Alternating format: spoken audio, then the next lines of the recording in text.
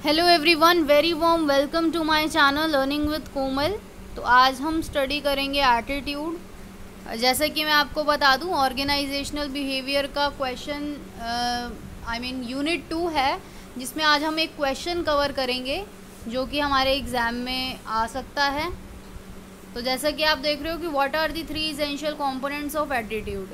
हमें 3 एसेंशियल्स बताने हैं कंपोनेंट्स, जो ज़रूरी कंपोनेंट्स हैं एटीट्यूड के वो, और हमें एक्सप्लेन करना है कॉग्निटिव डिसोनेंस थ्योरी को कि ये कॉग्निटिव डिसोनेंस थ्योरी क्या है, और हमें ये भी एक्सप्लेन करना है कि ये थ्योरी एटीट्यूड से कैसे रिलेटेड है, कैसे इसका संबंध जो है एटीट्यूड से है। जैसा कि मैं आपको बता दूं, एटीट्यूड के ऊपर हम ऑलरेडी एक वीडियो अपलोड कर चुके हैं जिसमें हमने सोर्सेज ऑफ फॉर्मेशन कवर किया था और एटीट्यूड का मीनिंग और डेफिनेशन कवर किया था। और आई होप आपने ऑर्गेनाइजेशनल बिहेवियर की प्लेलिस्ट से वीडियो वॉच की होगी, या फिर अभी इससे पहले वाली वीडियो वही थी, आपने वॉच की होगी। चलिए फिर स्टार्ट करते हैं। और हाँ, स्टार्ट करने से पहले मेरी आपसे एक हम्बल रिक्वेस्ट रहेगी, चैनल को सब्सक्राइब ज़रूर कर लें, बेल आइकन को ज़रूर प्रेस कर लें, क्योंकि ऐसी ही वीडियोस हम अपने चैनल पर लाते हैं जो आपके लिए काफ़ी ज़्यादा यूज़फुल होती हैं। और प्लीज़ वीडियो को एक लाइक ज़रूर कर दें। चलिए फिर स्टार्ट करते हैं बिना टाइम वेस्ट करे। तो जैसा कि आप स्क्रीन पे देख रहे हो कि what are the 3 essential components of attitude. सबसे पहले हम कवर करेंगे कंपोनेंट कि कौन से ऐसे 3 ज़रूरी कंपोनेंट हैं एटीट्यूड के। पहला है इमोशनल कंपोनेंट। क्या है? इमोशनल कंपोनेंट है। तो this factor of attitude is also very important. ये जो फैक्टर है एटीट्यूड का, ये काफ़ी ज़्यादा इम्पोर्टेंट भी है। और इसमें क्या होता है, a person reflect his feeling towards situation. एक पर्सन जो है अपनी फीलिंग्स जो है वो रिफ्लेक्ट करता है जो भी स्थिति है उसके अकॉर्डिंग, उसकी ओर, ठीक है। तो this factor shows a person's feelings and emotion. तो इमोशनल कंपोनेंट जो है वो क्या शो करता है? एक इंसान की फीलिंग्स और उसके इमोशंस को शो करता है, दिखाता है। तो an attitude is developed on the basis of past experiences, events and behaviour. कि एटीट्यूड जो है वो किस बेस पर डेवलप्ड होता है? पास्ट एक्सपीरियंस के बेस पर, इवेंट्स और बिहेवियर के बेस पर। तो a relation is established between his attitude and emotion. तो एक रिलेशन जो है इस्टेब्लिश होता है एक पर्सन के एटीट्यूड और उसके इमोशंस के बीच, ठीक है। तो different other factors like feeling and emotion direct the formation of attitude. तो जो भी अलग अलग हमारे फैक्टर्स होते हैं, जैसे कि हमारी फीलिंग्स हो गई, जैसे कि हमारे इमोशंस हो गए, वो क्या करते हैं? एक दिशा देते हैं किसको?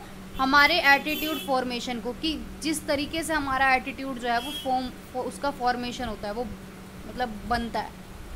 तो by attitude we mean to the predisposition of emotions and feelings of person towards the object, situation and people. की एटीट्यूड के द्वारा ही हमें एक पर्सन की इमोशंस एंड फीलिंग्स का पहले से हम अनुमान लगा पाते हैं कि हाँ भाई, ये इस सिचुएशन में ऐसा व्यवहार ऐसी करेगा, या फिर ऐसे उसकी जो है फीलिंग्स रहेंगी इस किसी भी सिचुएशन के प्रति या किसी भी पीपल यानी कि लोगों के प्रति। तो attitude is related with behavioural and motivational factor. Attitude किससे संबंध रखता है? बिहेवियरल और मोटिवेशनल फैक्टर से संबंध रखता है। Attitude creates narrow belief and behaviour. Attitude क्या क्रिएट करता है? एक बिलीफ और बिहेवियर क्रिएट करता है हमारा एक पर्सन का। अब हम बात करेंगे हमारे सेकंड कंपोनेंट की, जो कि है बिहेवियरल कंपोनेंट। अभी हमने रीड करा इमोशनल कंपोनेंट, अब हम रीड करेंगे बिहेवियरल कंपोनेंट क्या है। तो this is again a very important factor of attitude. ये भी एक काफ़ी इम्पॉर्टेंट फैक्टर है एटीट्यूड का। और people find coordination between their attitude and behaviour. लोग क्या खोजते हैं? एक तरीके का कोऑर्डिनेशन खोजते हैं, यानी कि फाइंड करते हैं उनके एटीट्यूड और बिहेवियर के बीच में, मतलब एक तरीके का कोऑर्डिनेशन। तो a person behave in a specific way towards some object and people. कि एक पर्सन जो है वो किस तरीके से बिहेव करता है किसी भी ऑब्जेक्ट या किसी भी पीपल यानी कि लोगों के प्रति उसका जो बिहेवियर है वो कैसा है। तो attitude is related with the persons behaviour. Attitude किससे संबंध रखता है? एक पर्सन के बिहेवियर से संबंध रखता है। तो sometimes behaviour of one person does not resemble with the behaviour of another person. कभी कभी क्या होता है, एक पर्सन का जो बिहेवियर है does not resemble with the behaviour of another person.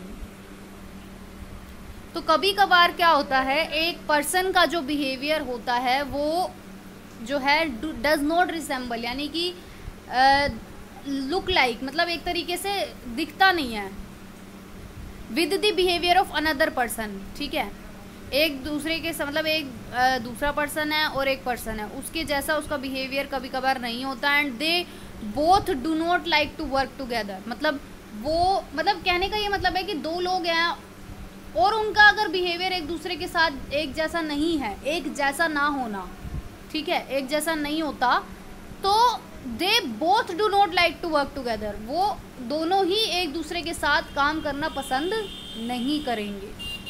For example, a person in an organisation has many bad habits and other employees do not like to work with him. तो this factor gives importance to the decision making and comparative aspect.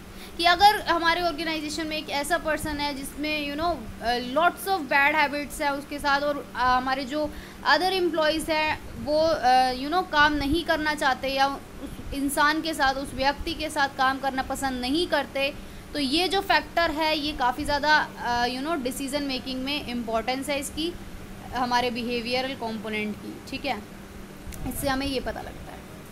अब हम बात करेंगे cognitive component. Cognitive जो कि हमारे mind से related होता है, राइट। तो कॉग्निटिव कंपोनेंट क्या होता है? It is an important factor. ये भी हमारा एक इम्पॉर्टेंट फैक्टर है एटीट्यूड का। इसमें क्या होता है, a person gains knowledge of the situation. एक पर्सन जो है किसी भी सिचुएशन के प्रति उस जो है नॉलेज गेन करता है, जानकारी, ज्ञान जिसे हम बोलते हैं, ज्ञान नॉलेज लेता है एक तरीके से सिचुएशन के प्रति, और उसके बाद इवैल्यूएट करता है, मूल्यांकन करता है the information regarding value, preference and liking of the product की बात हो रही है यहाँ पर बेसिकली। कि इस फैक्टर में हमारे को क्या होता है, एक पर्सन पहले नॉलेज लेता है किसी भी प्रोडक्ट के बारे में, उसके बाद उसकी जो है इवैल्यूएशन करता है, उसका मूल्यांकन करता है। वो कैसा हो सकता है, उससे वैल्यू से रिगार्डिंग भी हो सकता है, प्रेफरेंसेस से रिगार्डिंग हो सकता है, और वो उस प्रोडक्ट को कितना लाइक करता है उससे रिगार्डिंग भी हो सकता है। तो by this factor a person start discriminating between the object and gives his views regarding them. कहने का ये मतलब है कि अगर हमारी प्रेफरेंसेस कुछ और होंगी, या फिर हम कोई ऐसा प्रोडक्ट है जो हमें बहुत ही ज़्यादा पसंद है, और उसके अलावा अगर कोई और ब्रांड का प्रोडक्ट आ गया तो हम उसको इग्नोर करते हैं एक तरीके से, है ना। तो हमारी प्रेफरेंस हो गई वो एक तरीके से। तो बेसिकली ना यहाँ पे बोला जा रहा है कि इस फैक्टर के द्वारा ना पता है क्या होता है, एक पर्सन जो है वो डिस्क्रिमिनेटिंग स्टार्ट कर देता है, मतलब भेदभाव करना शुरू कर देता है ऑब्जेक्ट्स के बीच पे, और जो है अपने व्यूज़ देता है उसके अकॉर्डिंग, मतलब उसी प्रोडक्ट के बारे में अपने व्यूज़ देता है, अपने विचार देता है। तो this helps in the evaluation of persons thoughts, that is what does he feel about other things. इससे क्या होता है कि एक पर्सन के विचारों का हमें पता लगता है कि एक पर्सन जो है कैसा फील करता है अबाउट द अदर थिंग्स। जैसे कि यहाँ पे हम आपको एक एग्जांपल देते हैं, ठीक है, एक एग्जांपल से समझते हैं इस पॉइंट को कि a person is in the search of a job. एक पर्सन जो है वो जॉब की तलाश में है, नौकरी की तलाश में है।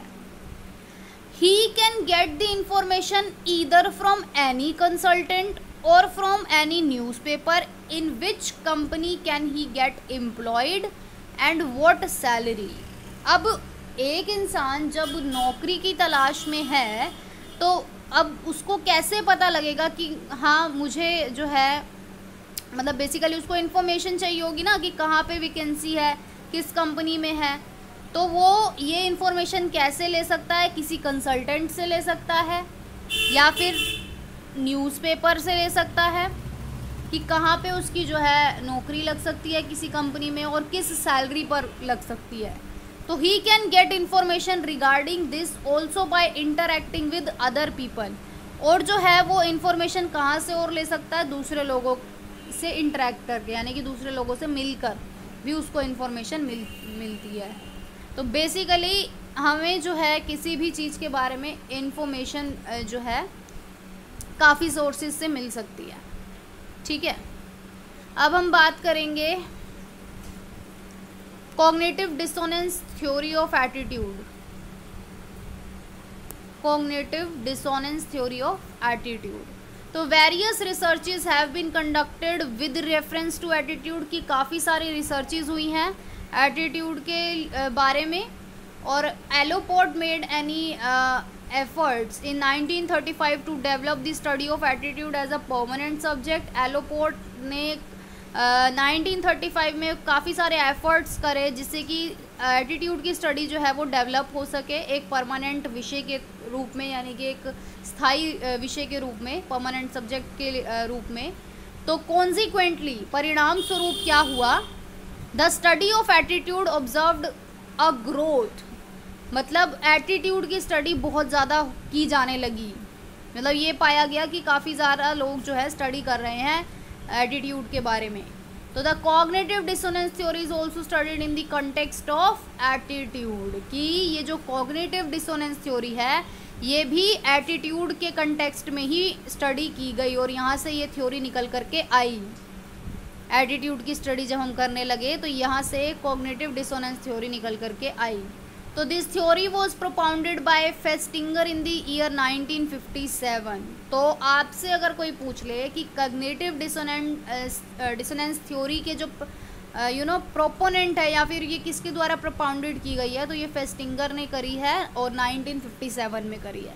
तो this theory has a special importance in the study of attitude. Yes, कि अगर आप एटीट्यूड के बारे में स्टडी कर रहे हो तो ये वाली थ्योरी जो है आपके लिए काफ़ी ज़्यादा इंपॉर्टेंस रखती है, dissonance theory, cognitive dissonance theory.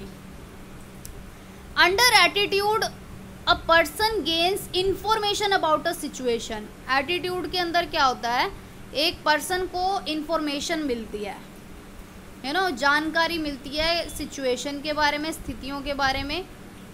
कैसे मिलती है, कॉग्निटिव फैक्टर जो भी अभी हमने पढ़ा, कॉग्निटिव कंपोनेंट अभी हमने पढ़ा ना, and draw conclusion about that particular situation. उसके बाद जो है निष्कर्ष निकल करके आते हैं।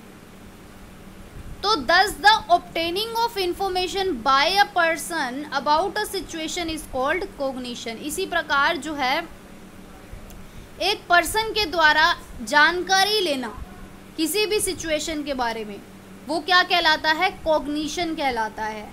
तो अगर आपसे कोई पूछ ले कॉग्निशन क्या है, तो आप बोल सकते हो ये एक ऐसी प्रक्रिया है जहाँ जिससे कि हमारा जो है हम इंफॉर्मेशन लेते हैं, एक तरीके का the process of getting information about a situation, है ना। तो the obtaining of information by a person about a situation is called cognition. तो according to this theory cognition में include the component like dissonance, consonance, irrelevance. तो इस theory के अनुसार cognition में हमारे कुछ ऐसे कॉम्पोनेंट भी इंक्लूड हो सकते हैं जैसे कि डिसोनेंस हो गया, कॉन्सोनेंस हो गया, इररेलेवेंस, ये तीनों कॉम्पोनेंट्स भी ऐड हो सकते हैं।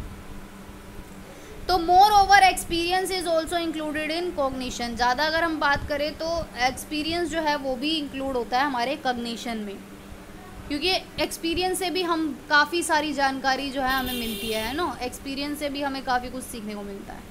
तो in this theory a relationship is established between the experience, dissonance, consonance and irrelevance with reference to various situation. अब बात करते हैं कि अगर एक पर्सन का जो कॉग्निशन है वो अगर किसी भी तरीके का डिसएग्रीमेंट शो करे, यानी कि किसी भी विद हिज एक्सपीरियंस, कहने का ये मतलब है कि अगर किसी पर्सन का कॉग्निशन जो है वो डिसएग्रीमेंट शो करता है किसी भी अपने एक्सपीरियंस के साथ, तो वो जो सिचुएशन है वो क्या कहलाएगी, डिसोनेंस कहलाएगी। क्या कहलाएगी, डिसोनेंस। तो अगर आपसे कोई पूछ ले तो डिसोनेंस क्या है, तो आप बोल सकते हो कि किसी भी पर्सन का कॉग्निशन अगर किसी भी तरीके का डिसएग्रीमेंट शो करता है अपने एक्सपीरियंस के साथ, तो वो सिचुएशन डिसोनेंस कहलाएगी। It implies that the experience of the person do not match with the fact obtained from a situation. ये कैसी स्थिति को शो करता है, ये एक ऐसी स्थिति को शो मतलब ये एक ऐसी स्थिति दिखाता है जिसमें एक पर्सन का जो एक्सपीरियंस है, जो भी उसको अनुभव हुआ, वो मैच नहीं हुआ जो भी उसने सिचुएशन से इंफॉर्मेशन ली थी। कहने का ये मतलब है कि अगर एक पर्सन किसी भी फैक्ट के बारे में या किसी भी चीज़ के बारे में इंफॉर्मेशन प्राप्त करता है, लाइक ठीक है, तो जब उसी चीज़ को वो एक्सपीरियंस करता है तो दोनों ही ये जो फैक्टर है अगर मैच नहीं होते तो ये जो सिचुएशन कहलाती है ये कहलाती है डिसोनेंस। अब हम बात कर लेते हैं कि कॉन्सोनेंस क्या है। ठीक है, जो अभी हमने टर्म्स पढ़ी, पहला हमने पढ़ा डिसोनेंस, डिसोनेंस में हमें डिसएग्रीमेंट बोला गया। अब बात करेंगे कि कॉन्सोनेंस क्या है। तो if the cognition of a person does not show any disagreement, तो डिफरेंस आपको पता लग गया डिसोनेंस और कॉन्सोनेंस का। डिसोनेंस में डिसएग्रीमेंट शो करेगा, कॉन्सोनेंस में किसी भी तरीके का डिसएग्रीमेंट शो नहीं करता। ठीक है, तो ये सिचुएशन कहलाएगी कॉन्सोनेंस। इससे हमें ये पता लगता है कि it implies that the experience of the person are consistent with the situational fact, कि एक इंसान का अनुभव जो है उसकी जो भी सिचुएशनल फैक्ट्स हैं उससे मैच करता है।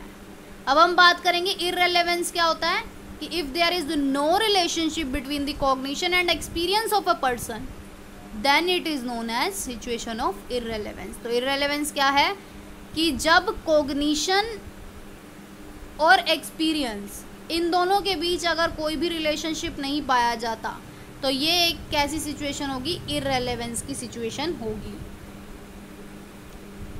ओके, तो अब हम बात कर लेते हैं relation of cognitive dissonance theory के बारे में।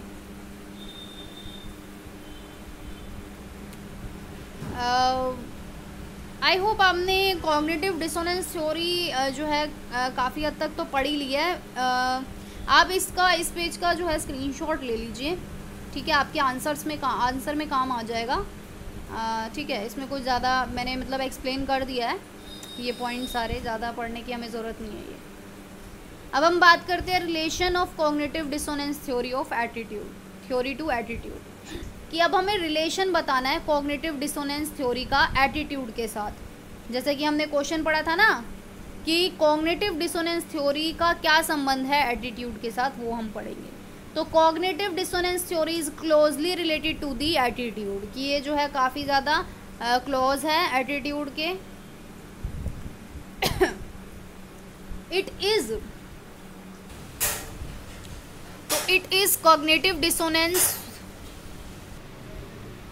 तो यहाँ पे हमसे बोला गया है कि it is cognitive dissonance that create a hindrance in the formulation of attitude, कि ये कॉग्निटिव डिसोनेंस ही होता है जो एक तरीके की बाधा उत्पन्न करता है, एक हिंड्रेंस क्रिएट करता है हमारे एटीट्यूड के फॉर्मुलेशन में।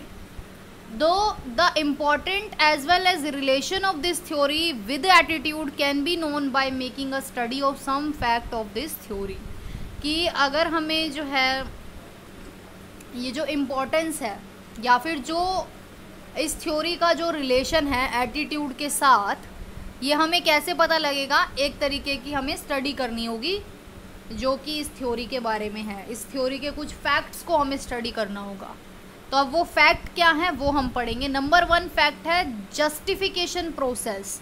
तो जस्टिफिकेशन प्रोसेस क्या बोलता है हमसे, कि cognitive dissonance theory emphasises on adopting a justification process for building up an attitude, कि ये जो कॉग्निटिव डिसोनेंस थ्योरी है ये किस बात पर जोर देती है कि अडॉप्टिंग करना है हमें, एक जस्टिफिकेशन प्रोसेस हमें अडॉप्ट करना है ताकि हमारे एटीट्यूड का जो है एटीट्यूड हमारा बिल्डअप हो सके, बन सके।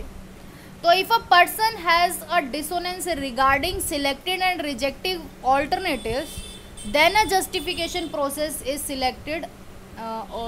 Is adopted to remove his dissonance, कि अगर एक पर्सन का जो डिसोनेंस है चाहे वो सिलेक्टेड से रिलेटेड हो चाहे वो रिजेक्टेड से रिलेटेड हो, क्या ऑल्टरनेटिव्स, तो जस्टिफिकेशन प्रोसेस को अडॉप्ट किया जाता है इस डिसोनेंस को हटाने के लिए। तो under this justification process value of selected alternative is raised, कि जस्टिफिकेशन प्रोसेस में सिलेक्टेड जो भी हमने ऑल्टरनेटिव सिलेक्ट करा है उसकी वैल्यू को रेज किया जाता है, यानी कि उसकी वैल्यू को उठाया जाता है। That is only the positive features of the selective alternative, यानी कि हम मतलब पर्सन के द्वारा जो भी ऑल्टरनेटिव सिलेक्ट किया गया है उसके सभी पॉजिटिव फीचर्स, सभी अच्छे फीचर्स को कंसीडर करा जाता है। और यही हम बात करें ऑन दी कॉन्ट्ररी, यानी कि ऑन दी अदर हैंड अगर हम बात करें तो the value of the rejected alternative is reduce, कि जो भी ऑल्टरनेटिव रिजेक्ट किया गया है उसकी वैल्यू को कम किया जाता है, यानी कि उसके सिर्फ नेगेटिव फीचर्स को ही जो है कंसीडर किया जाता है। यानी कि जो सिलेक्ट करा ऑल्टरनेटिव उसके तो पॉजिटिव फीचर्स ही हमें कंसीडर करने हैं, और जो हमने रिजेक्ट करा ऑल्टरनेटिव उसके हमें नेगेटिव फीचर्स कंसीडर करने हैं। तो the dissonance arises only due to the reason, और डिसोनेंस किस वजह से होता है, किस वजह से, क्या रीज़न है डिसोनेंस का। After selecting an alternative, a person start paying attention to the negative features of the selected alternative, कि ऑल्टरनेटिव सिलेक्ट करने के बाद वही पर्सन जो है किस बात पर ध्यान देना शुरू कर देता है, जो भी उसने सिलेक्ट करा था ऑल्टरनेटिव उसके नेगेटिव फीचर्स पर ध्यान देना शुरू कर देता है, जिस वजह से डिसोनेंस क्रिएट होता है। तो a person start paying attention to the negative feature of the selected alternative and positive feature of the rejective alternative, यानी कि जो उसने सिलेक्ट करा था ऑल्टरनेटिव उसके फिर वो नेगेटिव स्टार्ट करने लग जाता है, नेगेटिव फीचर कंसीडर करने लग जाता है, उन पे ध्यान देने लग जाता है, और जो उसने रिजेक्ट करा था उसके पॉजिटिव फीचर की तरफ ध्यान देने लग जाता है।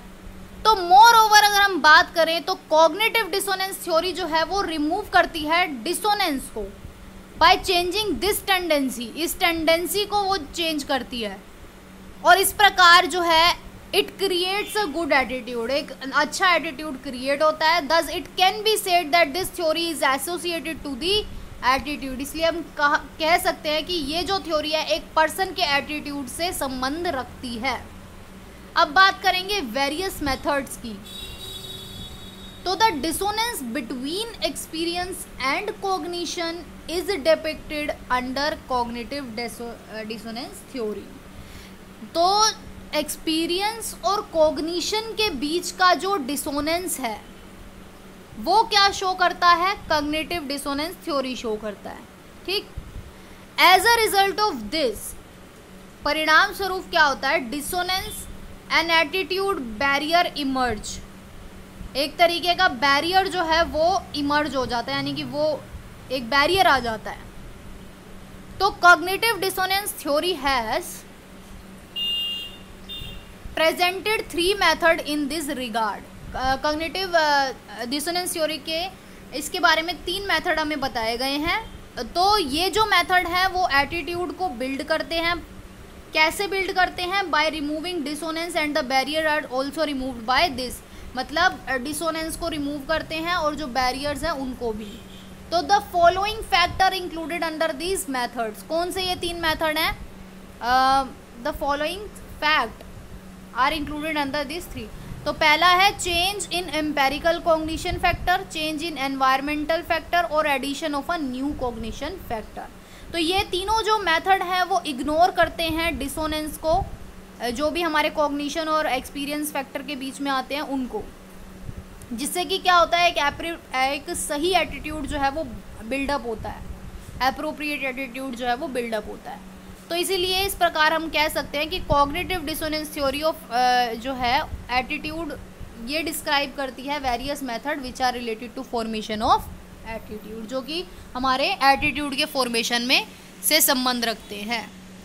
अब बात करेंगे बैलेंस थ्योरी क्या बोलती है हमसे। बैलेंस थ्योरी के बारे में क्या बोला गया है, कि कॉग्निटिव डिसोनेंस थ्योरी शो करती है द डिसोनेंस, एक तरीके का डिसोनेंस शो करती है, जिसकी वजह से क्या होता है, the need of the consonance of attitude is felt, कि एक तरीके की कॉन्सोनेंस, अभी हमने एक कॉन्सोनेंस का मीनिंग पढ़ा था ना, कॉन्सोनेंस में क्या हुआ था, कॉन्सोनेंस का क्या मतलब है, जल्दी से याद करके बताएंगे, कॉन्सोनेंस का क्या मीनिंग था।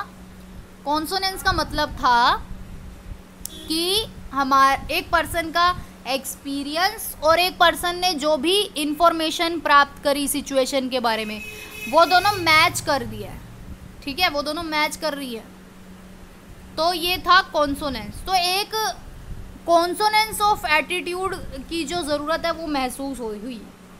तो इस थ्योरी ने क्या कंसीडर करा, इस थ्योरी ने कंसीडर करती है जो कि हमारे एटीट्यूड से संबंध रखती है। फॉर दिस रीज़न ऑल्सो, मतलब कि भाई इसकी क्या वजह है, also that it make one feel the need of using balance theory of attitude, और एक इंसान को मतलब एक ज़रूरत महसूस होती है कि बैलेंस थ्योरी की, मतलब बैलेंस होना चाहिए एटीट्यूड में। तो under the balance theory a balance is established in the cognition system, एक बैलेंस को स्थापित किया जाता है हमारे कॉग्निशन सिस्टम में। तो if the cognition system is not balanced, अगर हमारा कॉग्निशन सिस्टम जो है वो बैलेंस्ड नहीं होगा, then it may lead to an imbalance in attitude, फिर क्या होगा, हमारा एटीट्यूड क्या हो जाएगा, वो असंतुलित हो जाएगा, इम्बैलेंस हो जाएगा।